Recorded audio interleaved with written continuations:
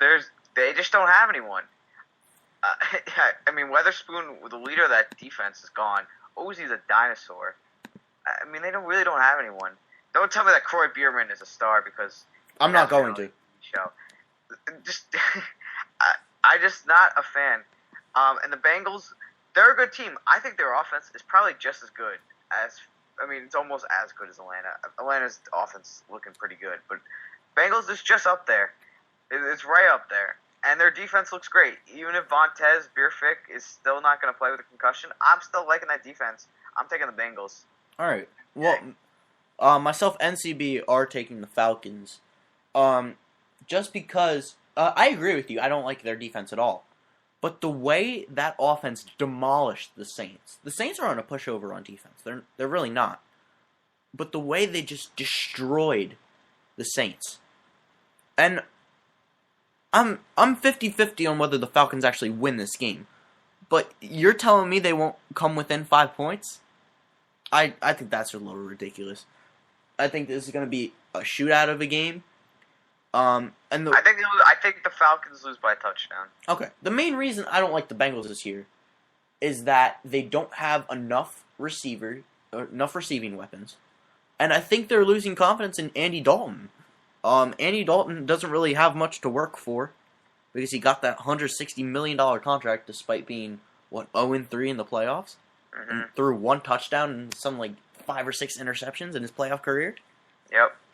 I think he's slowly turning into a mediocre version of Peyton Manning. Can't get the job done in the playoffs. He's only been in the league 3 years. You got to give him one. He's good. I'm not discrediting that. But I think the team is losing confidence in him, and he's losing motivation. Right. I'm not saying that he is right now, but it's starting to turn. All right.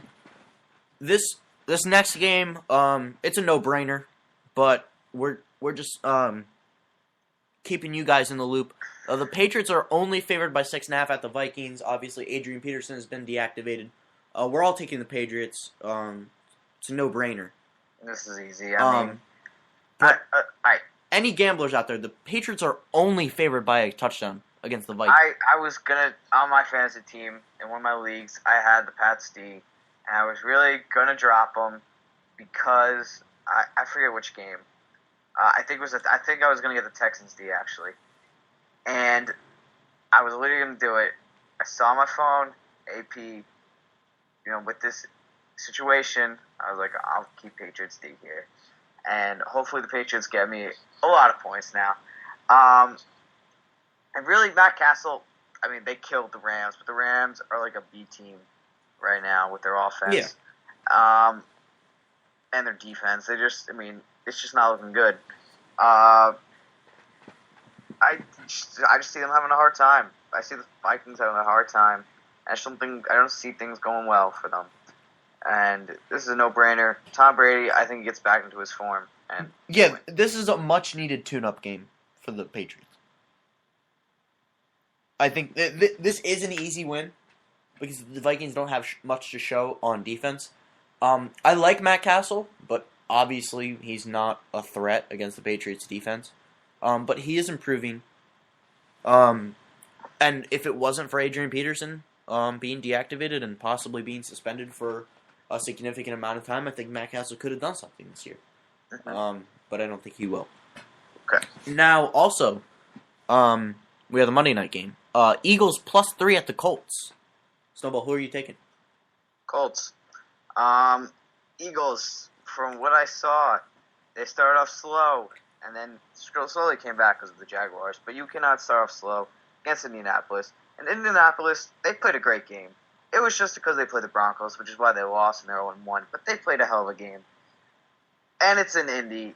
I think they easily win this, to be honest. And I'm not just saying that because I'm a Giant fan. I just easily see them winning it. So Colts easily, win by more than 3 here. And, go on and win. Luck has a field day out there. Yeah. You and CB are both taking the Colts. I have to disagree with you. I'm not only picking the Eagles to cover, I think the Eagles will win this game. I don't have a whole lot. I love Vontae Davis, but I don't. Otherwise, I don't have a whole lot of faith in the Colts defense. I think Nick Foles has greatly improved. I really like what this kid is doing. You can never count out Shady McCoy. I think the Eagles win this game.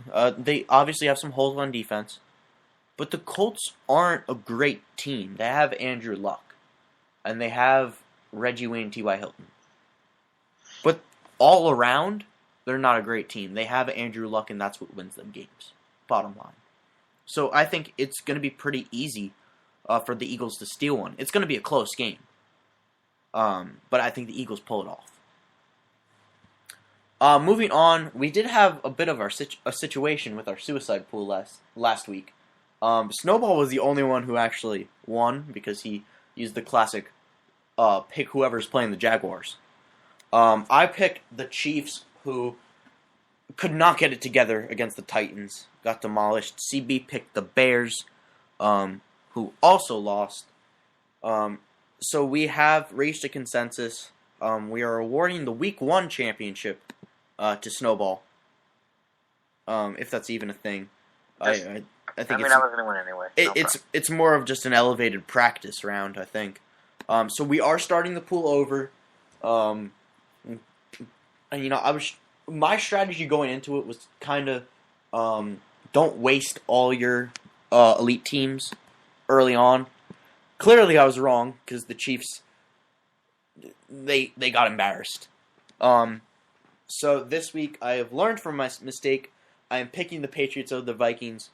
Also, looking forward, I don't have much confidence in the Patriots. I did not like one bit what I saw from them against the Dolphins, but this is an easy win. Also an easy win for me, looking to start off 1-0 on the fresh suicide pool. Snowball, you agree with me here? Yep. I got Patriots, as I just said before. This is a no-brainer to me. I think they win easily. Yeah. CB is picking the Broncos, who are going up against the 0-1 Chiefs. Obviously, my disappointment from last week. I think that's going to be an easy win. The Broncos are actually favored by 12.5. I didn't even want to try and pick that game because I know if I pick the Chiefs to cover, they're just going to get destroyed by like 21 points. So that's our suicide pool. We are starting over. Snowball won the practice round. And we're going to keep this short, but we did want to have this debate last week. Snowball couldn't be with us, unfortunately. But myself and CB picked the Seahawks to win the Super Bowl as our preseason pick. You picked the Broncos. Now, they're both at 6-1 odds. They're co-favorites. What makes the Broncos better than the Seahawks, given the utter choke job in the Super Bowl last year? I'm liking this. I know this. Obviously, the Seahawks defense is better than the Broncos, but I'm liking the new additions. I'm liking DJ Ward. I'm liking DeMarcus Ware. I'm liking Aqib Talib. They're all good, solid players. Guys that they probably needed. And Peyton, his confidence was through the roof last year with the receivers, and it's going to go even higher with this defense. And defense does help you win Defense does win championships. We clearly saw it with Seattle, and I just don't see Seattle repeating. I just, we never see it anymore. I just can't picture it. So I'm going to go with a team that almost won it and just got the additions that they needed to go all the way this year. All right. And it's not like they only lost Eric Decker. Emmanuel Sanders, obviously, I think he's worse than Eric Decker, but it's a good, solid replacement. Yeah, it's not a huge loss. Pretty good. And Peyton does have some pretty good options in Demaryius Thomas, Julius Thomas, and when Welker comes back. So I'm liking it, and Peyton still looked great, even without Welker. And so I think it's smooth sailing. If Peyton doesn't get hurt and things go as planned, and I just see Denver winning with ease. Not ease, but I just see Denver winning. Yeah, I agree with you on pretty much everything you said. I think the Broncos have a better team than the Seahawks. I think the only hole there is the running game. Monty Ball isn't bad. He's just not as good as Marshawn Lynch. I think the Broncos, again, they're a better team than the Seahawks. They're the best team in the AFC. I think what's holding them back is more psychological than talent. So I'm gonna ask you, what's gonna keep Peyton Manning from choking in the playoffs? Because that was my basis on picking the Steelers to win the AFC. Peyton Manning's choke job. What will keep him? I think that defense will help him a little bit. Because, in the Super Bowl, and his team in general, obviously first place Super Bowl, center throws it way over his head, safety. And confidence just goes down from there. I mean, Payton threw a pick or two, but it wasn't like the defense helped them. Yeah, that's try true. to stop Seattle. They really didn't have a shot. So I think this defense is a lot better. They have good players. I mean, I love the players they have. They're set. They got all these guys. Akeem Talib is kind of old. DeMarcus Ware is old. Peyton's only got we don't know how much longer Peyton has. I mean, we cannot expect him to be throwing 50-plus touchdowns at the age, when he's 45. So, if you factor in the neck surgeries, he's probably about 60 now. So that is clearly what Denver's doing. They got these guys who are vets, guys who know what we're doing, guys that we know what they're capable of, and we know how they play. So they got these guys that can play now, and they're really mentality. I think Denver's really now focused on the mentality. Win now, think later. I guess think of the future later. Yeah. So they're the exact opposite of the Patriots. The Patriots traded Logan Mankins because it's good for the future. They passed on Wes Welker because it's better for the future. The Patriots are constantly looking ahead. The Broncos, John Elway is trying to ram a championship down Denver's throat. And I like the strategy, but, as you can see, it can backfire. We're looking at Oakland right now, the Athletics, and this was a team, they're money ball. They don't spend a lot of money, so they trade for guys who have 1 year left in their contract and then don't re-sign them because they're going to want a lot of money. So they trade for Justin Lawrence. They trade for John Lester. They give away UNS because he probably is going to want a big deal sooner or later. They give away all these guys because they can't afford them. And these guys, the guys that they can afford now but not in the future, and they're all all-stars. They're all amazing. Their team is looking great, and it's supposed to be great, and it just falls apart.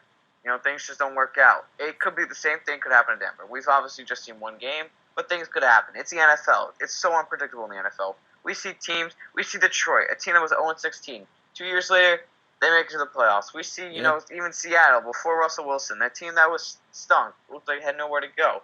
And 49ers went from 2-14 to the NFC Championship. Exactly. And it's all it could be a change of a coach, it can be a change of coordinator, it can be one player.